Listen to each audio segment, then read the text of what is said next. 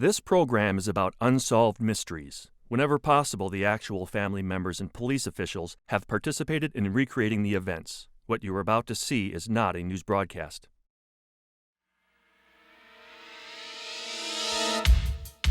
By his own admission, Stephen MICHALAK is an ordinary man who leads an ordinary life. But in 1967, MICHALAK claims that his life was turned upside down when he had an extraordinary encounter with a mysterious flying craft. For many years, A.J. Bro was a fixture in the small community of Houma, Louisiana. Then suddenly in 1991, he simply vanished. A mysterious note sent to the police suggested that he had accidentally killed himself while drinking. But at least 3 eyewitnesses are positive they saw Bro in the weeks after he disappeared. California's Frontera prison is one of the largest women's penitentiaries in America. But over the past decade, the deaths of a prison guard and an inmate have led to controversial allegations of corruption inside the prison walls. Join me for these intriguing stories and a heartwarming update on another edition of Unsolved Mysteries.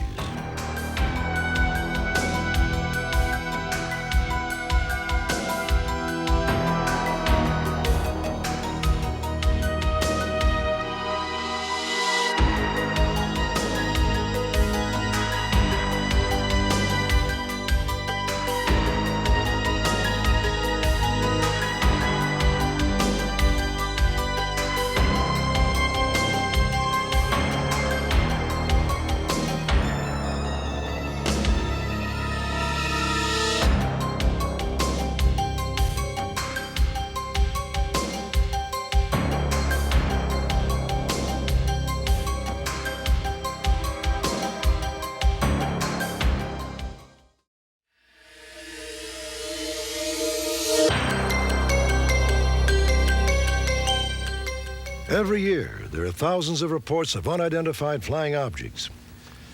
As a rule, people who admit to having an encounter with a U.F.O. open themselves to ridicule and derision. Some will call them crazy. Others will openly accuse them of concocting a hoax. In this story, the person involved is a simple, unassuming man who was always skeptical about UFOs until he had his own close encounter. Stephen MICHALAK and his wife came to Manitoba, Canada from Poland after the Second World War. Stephen found work as an industrial mechanic in a cement plant, and life was happy and uneventful for nearly 20 years. Stephen was an amateur rockhound who spent every spare moment in the beautiful natural woodlands of Manitoba. I love nature, I love birds, animals. And also I have interest in nature, so rocks and this and that. Every weekend, in the long weekend, I usually travel, go out in the country and snooping in the rocks. On May 20th, 1967, Stephen was prospecting approximately 100 miles east of Winnipeg. Suddenly, he was distracted when a flock of geese in the pond below kicked up an unusual racket. Looking on the tree, I noticed 2 cigarette-like shape things with the hump in the middle. I said, what the hell is that? One stay in the air, and the other one is coming down, down, down.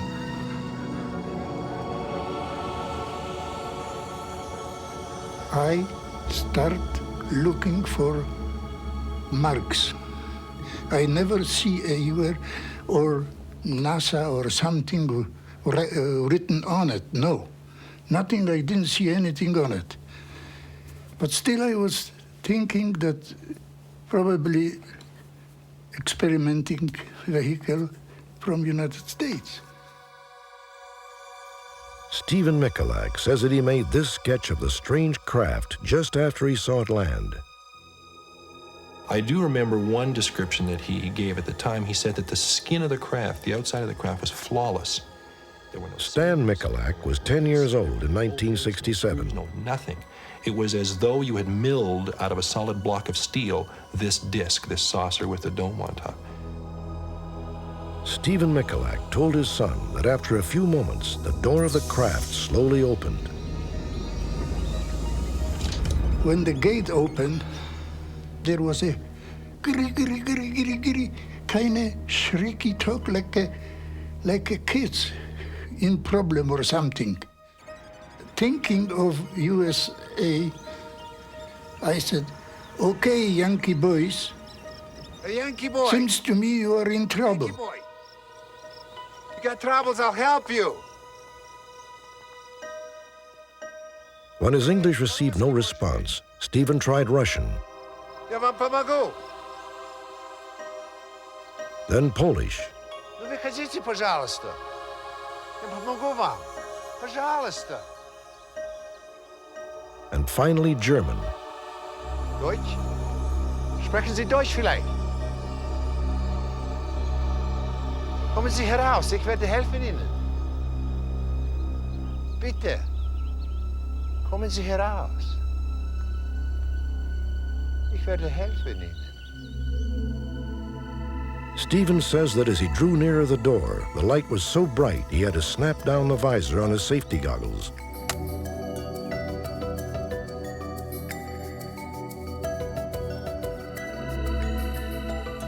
After a few moments, the door suddenly shut.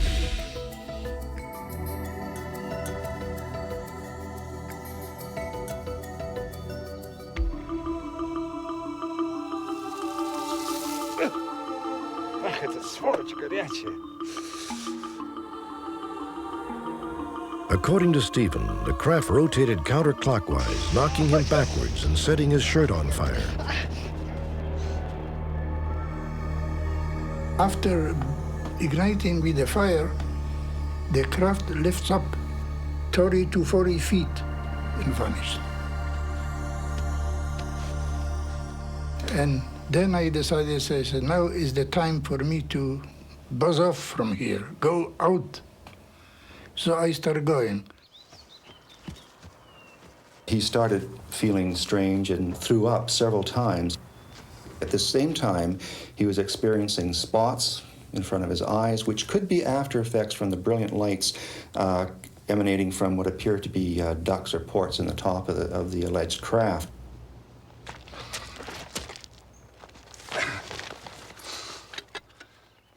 When Stephen checked his compass, trying to find his way southeast to the road, he says the needle went haywire. Disoriented and badly burned, Stephen took his best guess at the direction. 9 hours later, he finally arrived back home in Winnipeg, where his story made local headlines and apparently left doctors baffled. At that point in time, the diagnosis, if you can call it that, was burns. And sure, they were burns, yes. Heat caused burns.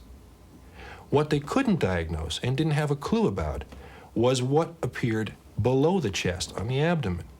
The exact same pattern of holes that was on the grid on the side of the craft, in the same order, in the same rows, in the same number, appeared as red spots on his lower abdomen, red dots. Stephen was released from the hospital, but he says his symptoms worsened. The nausea continued, and his body seemed to emit a sulfuric stench.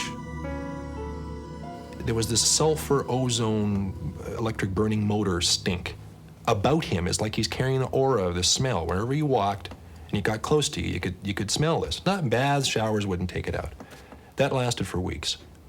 I remember seeing him in bed constantly, tired, nauseous, headachy, not feeling well, losing a lot of weight. Stephen MICHALAK was tested for radiation poisoning. The results were negative, yet no one could explain the source of the strange burns on his torso. The physicians were actually unable to determine many of MICHALAK's ailments. They knew, for example, he was physically thermally burned. His chest was burned and singed. But the pattern lower down on his chest was very, very unusual. It was eventually determined that it was a chemical burn, not a radiation burn, although he did have some symptoms that might have suggested to some people that some sort of radiation effects might have been involved. On June 30th, 6 weeks after the encounter, Stephen and a friend went looking for the site. Bob, come, quick. After several hours, they found a burned-out circle with a radius of more than 15 feet. This is it. I knew it. I told you. On this barren patch of rock was a circular, roughly circular ring of vegetation, dead pine needles, dirt, leaves, that sort of thing. The rock had been swept clean except for this ring which was surrounding this area. They also noticed that a few of the trees appeared to have dead branches, as if something had either come in and touched them or brushed by them with an intense heat or some other effects. Within days, a team of experts from the United States, working in cooperation with the Royal Canadian Air Force, converged on the site. They took measurements, cataloged soil samples, and checked for radiation. The levels appeared alarmingly high, and the health department considered quarantining the area. Later, however, they discovered that the high levels were caused by a vein of radium which ran under the entire region. Mr. MICHALAK, this is my colleague, Dr. Shaw. Doctor? He's a radiologist. Meanwhile, Stephen's burns, which had appeared to be healing, suddenly flared up again. I want to examine these burns. According to Stephen, his doctors remained mystified. It shows he's not suffering from radiation poisoning. After every 3 months, my burns from legs and here were coming back, showing up again, and burning and vomiting. Anything I eat, bingo, goes. To this day, you can, if you let you, can press into his skin and feel subcutaneous scar tissue in the form of those burns on his chest, which he playfully calls his buttons. And it's there. You cannot deny this. This is there. Look at these cracks. On May 19, 1968, 1 year after Stephen MICHALAK's close encounter, he and a friend returned to the site. Just about center, a little north of center, the Geiger counter rose very, very dramatically. At that point, within an 18-inch section of the crack, they scooped out a whole, almost half a jar full of what appeared to be molten rock or molten metal of some sort. Subsequently, we found out what it was, but at that time, it was unclear, but it was quite radioactive. According to Ed Barker, an analysis revealed that the material was an extremely pure grade of silver that is difficult to obtain. It had been coated with pitch blende ore, which contains both uranium and radium. This is what we found. 3 identical bars of what appear, at first glance, to be silver alloy of some sort. They were obviously manufactured somehow. It was considerably radioactive. Now it's perfectly safe to handle. This is one of the biggest mysteries and one of the biggest puzzles, and skeptics have pointed to this as the reason why the case should be discounted. Why would particles and metal fragments of this size and radioactivity have been missed by all previous investigators? And this is one mystery that we don't have definite answers to this day. By someone. Ed Barker believes the silver was planted by someone who may have wanted to lend credence to Stephen MICHALAK's story. Planted on the site. Saying that, I do not believe MICHALAK had anything to do with this, but I do believe that it was planted. I'd like to think that one day we'll get a letter from the U.S. government and it'll say, we have the 2 craft in our hangar over here and we were experimenting with them at the time, sorry. And I'd want to go and see them. And I'm sure Dad would too, and that would be great. What would be worse is to have this thing dragged to a point and drag on where it's never explained. Today, Stephen MICHALAK is 76 years old. He and his wife continue to live in Manitoba. Stephen still is not sure what it was he saw back in 1967. He says doctors had never been able to explain the burns on his chest or the mysterious symptoms which resembled radiation poisoning. Since no other explanation is forthcoming, Stephen MICHALAK is willing to entertain the notion, no matter how far-fetched, that he saw something not of this earth.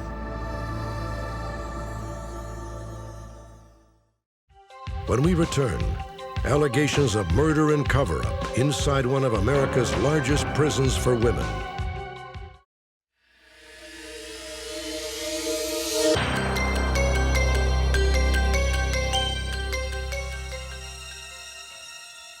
Frontera Prison, 45 miles south of Los Angeles, California, one of the largest women's penitentiaries in America.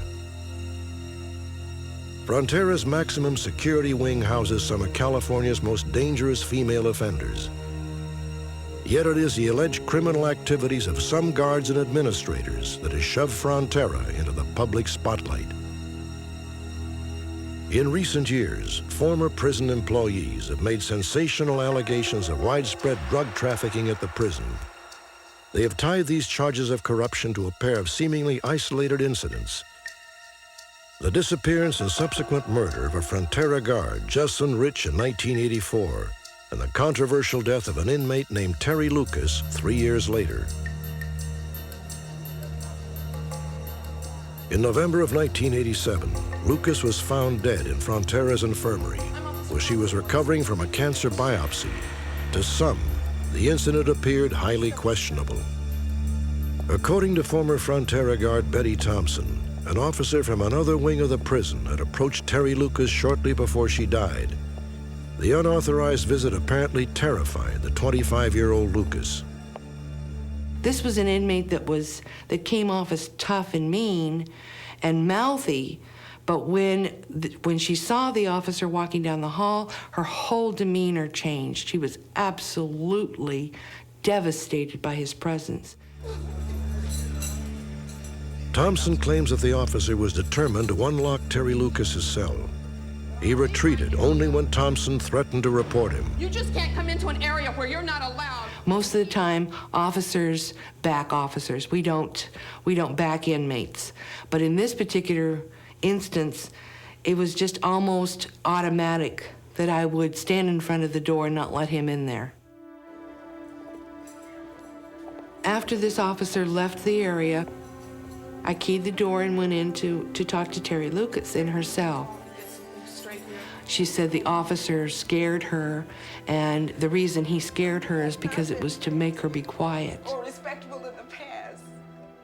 And she tells me that she's got information, she's got evidence, she knows who was involved in the disappearance of Jesslyn Rich. I can tell you who, I can tell you what. I got all this stuff. I can give you all the evidence you need. Betty Thompson was stunned by Lucas's revelation that she knew the fate of Jesslyn Rich, the Frontera guard who had disappeared under strange circumstances in 1984. Jesslyn Rich was a 35-year-old divorced mother of two. While working at Frontera, she had maintained a straight-A average in criminology classes at night school. At the time of her disappearance, Jesslyn had reportedly grown concerned about drug dealing inside Frontera. You want to dance it? Jesslyn Rich was last seen on November 11th, 1984, at a country western bar where she and a friend, MARILYN were joined by two male acquaintances. Work and school. See, that's your problem. You gotta get out more and live life. That's what it's all about there. And all of a sudden, she sits very still and looks almost past me to the front door. Jesslyn, you okay? And I look at her, and her eyes drew wide and fearful looking. But I didn't look to the door. I just, for some reason, just didn't turn around. And then she came back into the conversation. I'll be right back. I'll use the ladies' room. Jesslyn, I'll keep you a seat warm. Okay. As she turns around the corner to go down the hallway to the bathroom, a gentleman appears to me out of the side of my eye, going directly behind her. And that's the last I see her, ever. Jesslyn Rich literally vanished without a trace. Her family and friends launched an all-out search. To them, it seemed harshly out of character for Jesslyn to abandon her children and scrap her career aspirations. But police investigators said they had no evidence to support the family's belief that Jesslyn had been kidnapped and possibly murdered. They made light of it, called us just distraught relatives, suggested that my sister had just ran off on a fling with some person, which is totally absurd given her work record of only being late once and a 4.0 grade point average student. It just was unheard of. Gary MUNZ tore apart his sister's house, searching for clues the police might have overlooked. When he sifted through Jesslyn's trash, he found evidence that her knowledge of illegal activities at the prison had put her life in danger. And inside, in the plastic bag, were many, many pieces of paper torn up very, very small. I picked up a few of these, and I could tell that it was my sister's writing or printing. And they were apparently notes or letters to a friend of hers, a co-worker, and I figured that I would take them home and sort them out later. The letter had been written to another guard at Frontera. Scrawled on the margin of the last page was Jesslyn's haunting recital of an apparent threat she had received from a co-worker, that anyone interfering with his drug activities would be taken care of. At the time, this letter was the only concrete evidence indicating that Jesslyn had met with foul play. 3 years later, the case had faded from public view. Then in 1987, the mystery was suddenly thrust back onto center stage when Terry Lucas told Betty Thompson she knew what happened to Jesslyn Rich. I have the information about Jesslyn. The morning after her extraordinary conversation with Lucas, Officer Thompson returned to the prison infirmary. Terry? When I walked over to touch her, I noticed that Terry was dead.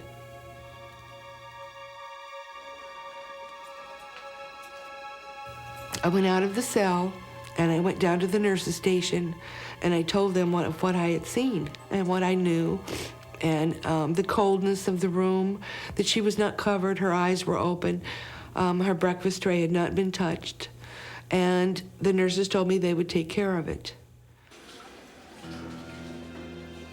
Incredibly, Betty Thompson claims that the inmate's body remained in the cell for a full 3 days before the county coroner's office was called.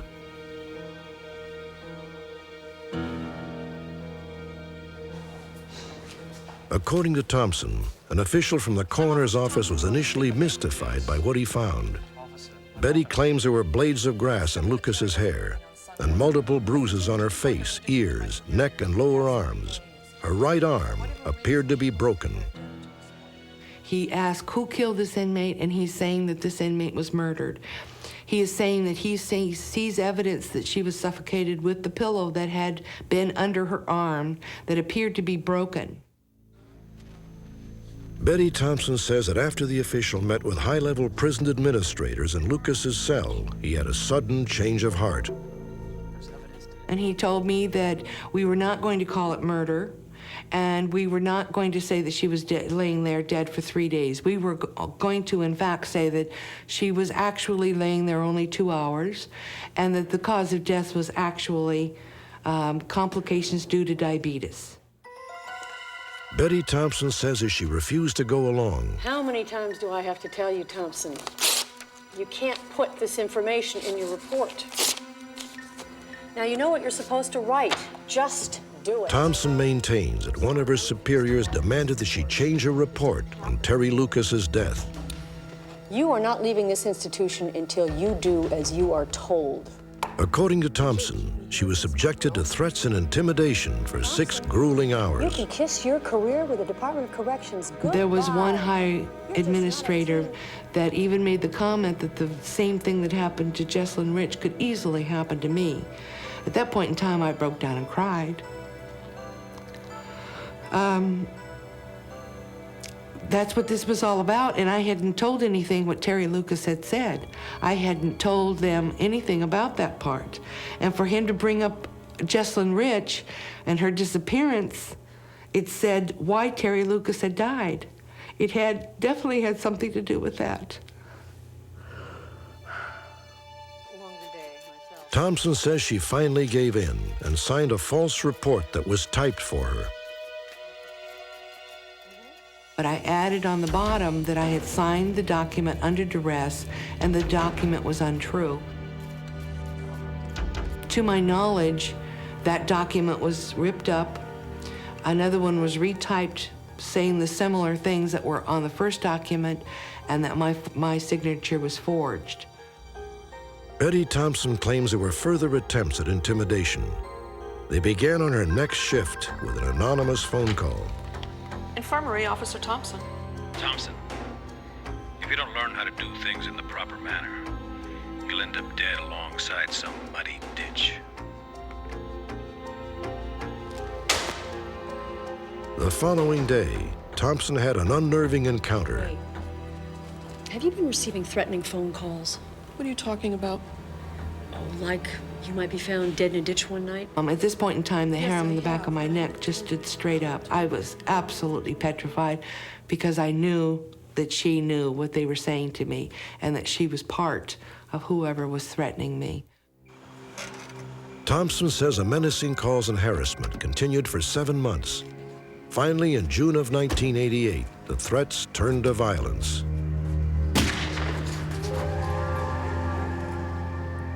Betty Thompson immediately called the police, who arrived at her home moments later.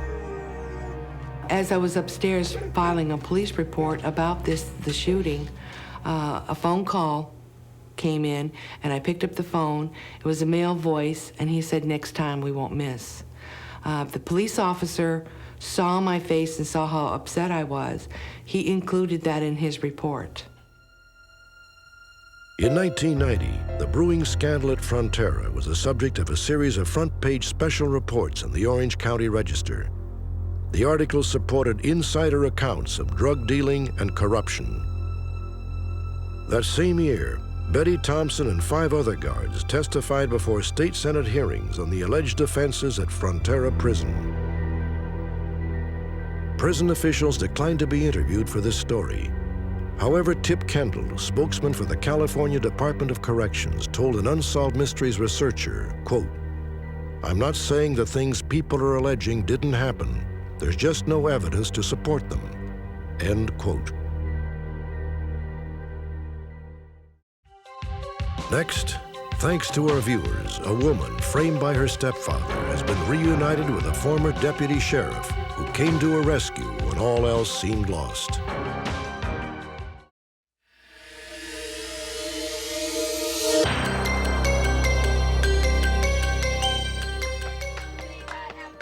Recently, we brought you the poignant story of a woman named Kathy Williams Loving, who grew up in Chicago. Let me out! In 1961, when she was 14 years old, Kathy fell prey to the abusive sexual advances of her stepfather, a detective with the Chicago police. Kathy finally went to the authorities for help, but she was labeled incorrigible and detained, apparently because of her stepfather's influence. 4 months later, by order of a juvenile court, Kathy was remanded to a state training school. She was placed in the custody of a Cook County deputy sheriff to be transported. Kathy had no idea that this ride would become a remarkable turn of fortune. When they put me in the back of that paddy wagon, I just started boo-hooing. I just got to it dawned on me then, nobody knows where I'm going. I don't know where I'm going. You know, this has to be hell. I didn't do anything wrong. She sure did. Yeah, I've heard that story before. Alone and scared to death, Kathy began to blurt out her story. I'm here because my stepfather was messing with me. Your stepfather? Yes, he was messing with me. Messing with you how? Touching me the way a man touches a woman.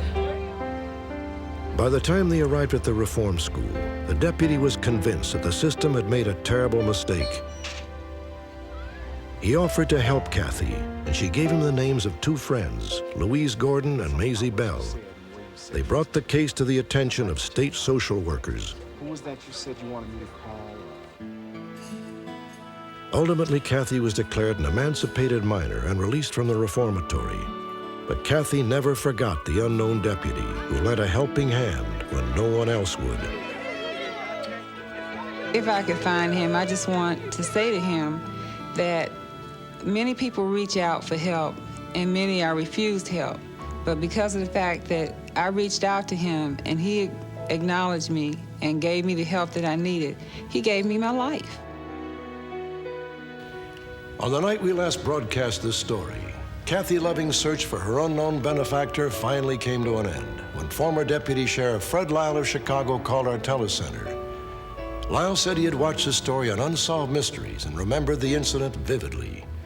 That evening, Fred Lyle and an overjoyed Kathy Loving spoke on the telephone and made plans to meet as soon as possible. Today, Kathy lives in a well-appointed suburb of Atlanta, Georgia. On July 18, 1992, Kathy and several friends gathered to await the arrival of Fred Lyle and one of his daughters. For Kathy, it was a special occasion, which afforded her the opportunity to finally say thank you.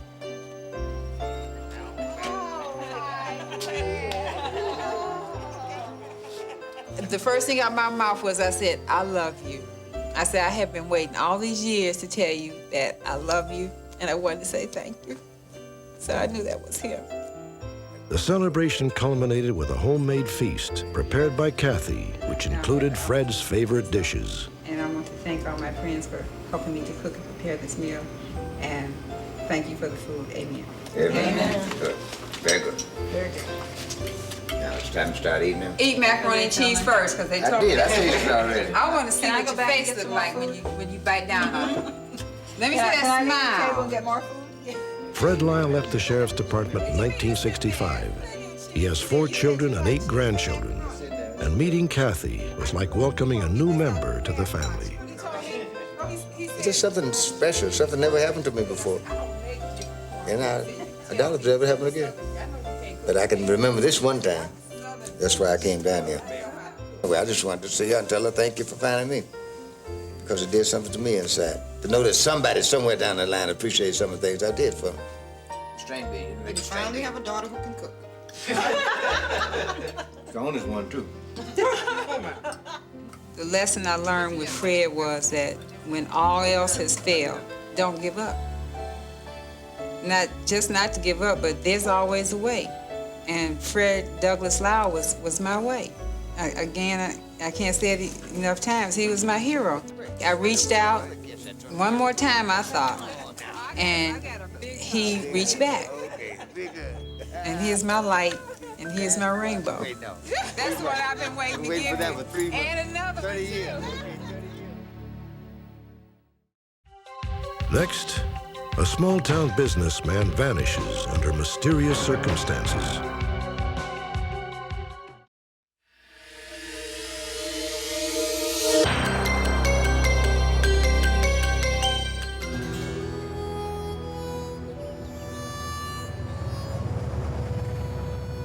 Houma, Louisiana, population 31,000, lies in the heart of Cajun country, steeped in the romance of backwater bayous and sweeping magnolias. A.J. Bro was a fixture in Houma. He had lived in town his entire life, raised 3 daughters, and worked in the same clothing store for more than 30 years. Everyone in Houma knew that A.J. Bro was a man you could depend on.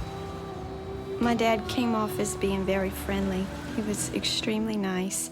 Anybody and everybody that knew him knew that if they needed something, that he was there to help them.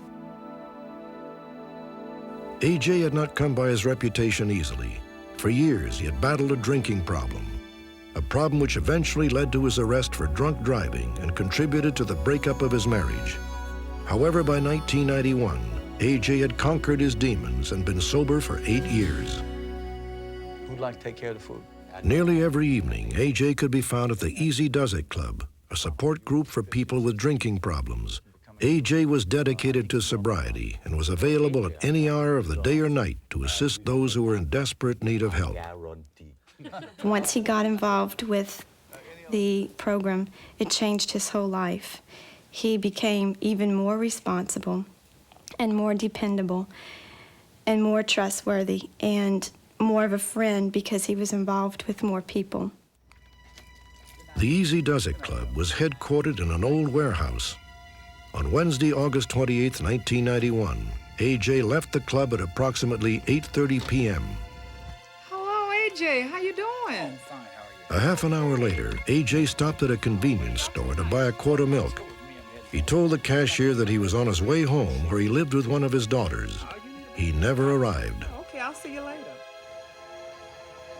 2 days later, A.J.'s car was found abandoned in a park across the street from the club. His 3 daughters immediately drove to the scene. When we got there, I had already called the police department to meet us. The car was locked, so we couldn't get in. And our immediate reaction was tears. We were very emotional, very scared, and Detective Nakan, the detective working on the case, had appeared. When he got out of the car, we told him that we knew it was my dad's car because he had a cracked blinker plate in the front. Are y'all sure this is your father's car? This is it. My instinct told me that he was in the trunk, dead. Detective Nakan, do you think we could check the trunk? I think he might be in here. I immediately thought foul play because it just wouldn't be like him to park his car where everybody could find it and everybody knows him and disappear. But apparently that is just what A.J. Bro did. His body was not in the trunk. There was no sign of foul play, and a search of the park turned up nothing. The only clues were A.J.'s wallet and checkbook, which were found tucked beneath the front seat of his car. The entire town was mystified. A.J. Bro seemed the least likely person in Houma to disappear. Authorities launched an immediate investigation and distributed missing persons flyers throughout the state. Soon a number of witnesses came forward. Witnesses who told intriguing tales of seeing A.J. Bro after he disappeared. On Friday, August 30th, the same day that A.J.'s car was found, a local resident named Kenneth Pellegrin claims that he ran into A.J. outside of a convenience store in Houma. Hey, AJ, how's it going? Okay. It was a strange situation for me to see him then, because he didn't look the same as he always did. He was wearing like a flannel shirt, something like a lumberjack style, and the pants were loose-fitting, brown, very loose-fitting. There wasn't nothing neat, and he was wearing some old tennis shoes. So that struck me as wrong because of all the times I've known him since 7 years old, I've never seen him with his hair out of place or not dressed up neat. AJ was nervous. It was like he was being watched. Kenneth Pellegrin also observed a red compact car parked in front. So I noticed the car, and they had 3 guys still sitting in it. But then the engine was running, and he was on the phone looking towards their way. And when I came back out, AJ was gone, the car was gone. Had I known he had been missing, he would have been found then because I knew who he was. Soon after Ken Pellegrin called the office, I received another call from a witness who said that he saw A.J. in a car with 3 other gentlemen. It was a red, small, compact car on a rural route about 8 miles out of town. He waved to A.J. Bro, but A.J. Bro did not wave back, and it's very uncharacteristic of A.J. not to wave back. So he didn't think of anything of it because A.J. wasn't, he didn't know A.J. was missing. It makes me think that definitely somebody knows something. If both of these gentlemen who know him from a good while back, one a lot longer than the other, have seen him, we know that they know what he looks like, and they both saw him in the same color car with 3 men in it. I'm pretty much convinced that somebody somewhere knows something. For the next 2 weeks, there were no further sightings and no clues to A.J.'s disappearance. Then a chilling handwritten note came into the police station. It read, A.J. Bro, he was drunk at the time, self-inflicted gunshot wound, stomach, drawstring cotton sack, put in by friend, rolled over steep grassy bayou bank, near dam. The note was signed, Helene. The note painted a bizarre scenario in which A.J. had been drinking and accidentally shot himself. Then someone, for some unknown reason, dumped his body in the bayou. It just so happened where we found a car that described that area. So we called the sheriff's office, water patrol units in, and they dredged both sides of the dam on 3 different occasions, but weren't able to find anything. Soon the case took another strange twist. Authorities received a surprising report which indicated that A.J. Bro might still be alive. On September 28th, 4 weeks after A.J. disappeared, a woman named Christy Boudreau was sitting on the front porch of her home in Lockport, Louisiana, 30 miles northeast of Houma. I saw a van pass up and down the street 2 times, so I figured whoever was in the van was evidently lost. Then I saw him reach over the driver's seat into the middle of the van, and he picked up a bag. I didn't know what was in it till he got to my porch. And as he walked to me, he looked really nervous, and he was shaking. Would you, He wanted to know if I wanted to buy some frozen fish, and I told him no, and I smelled the alcohol on his breath, and he looked homeless, kind of straggly. Okay, thanks anyway. And as he got, I'd say 10 feet from me, he turned around and glanced at me. And that's when it hit me that I saw that man on a missing person flyer in the post office. Christy, I have a picture here I'd like you to look of A.J. Bro. I met with Christy, and I showed her some photographs of A.J. One was a photograph of the flyer that was being distributed, and she wasn't too sure about that one. Then I showed her a photograph of a mugshot that we had of A.J. from when he was drinking, and she was almost certain that was A.J. Bro then. I mean, he was older, but he was skinnier, like in this picture. I was almost certain that that was the man that had approached me while I was on my porch. And that's what I told the detective, that I was 99.9% sure that that was Mr. Bro. A.J. Bro is a recovering alcoholic. And if he did start drinking again, there's all sorts of things that could have happened. He could have had a blackout and not remember who he is.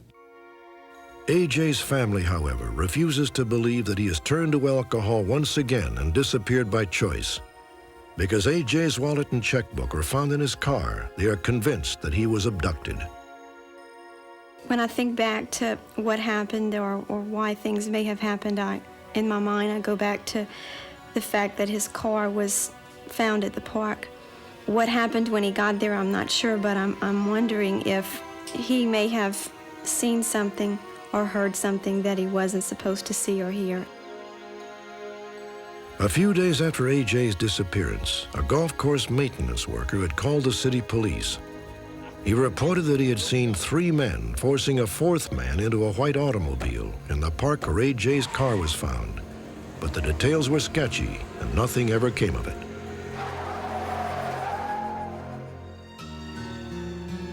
What really happened to A.J. Bro? While there is some evidence that he may have been abducted, there is no indication as to why someone would kidnap him. And authorities now suspect that the note detailing A.J.'s accidental suicide was a mean-spirited prank. A.J. Bro at this time is still listed as a missing person. We have no evidence of foul play, but of course we have no evidence that he just got up and left either. So we really don't know what happened to A.J. It's not like him to disappear and not notify us. The last year, it's been about a year since my dad's been missing, and it's been a very long year. It feels like forever. It's been torture, very hard, and we want it to end. A.J. Bro is 51 years old. He is 5 feet 11 inches tall and weighs approximately 155 pounds. He has brown eyes and brown hair. A.J. was last seen on August 28, 1991.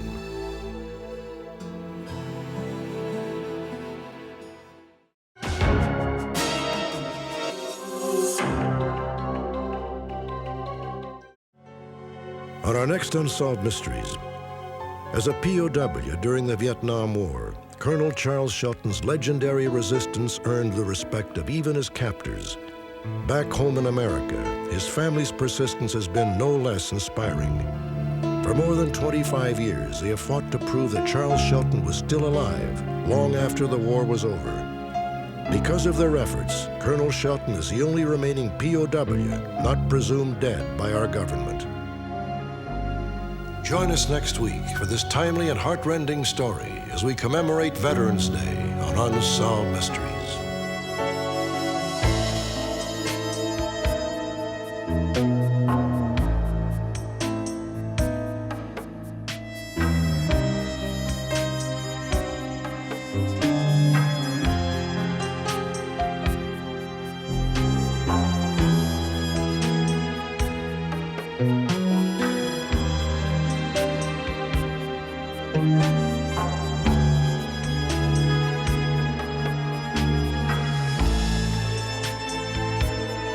Thank you.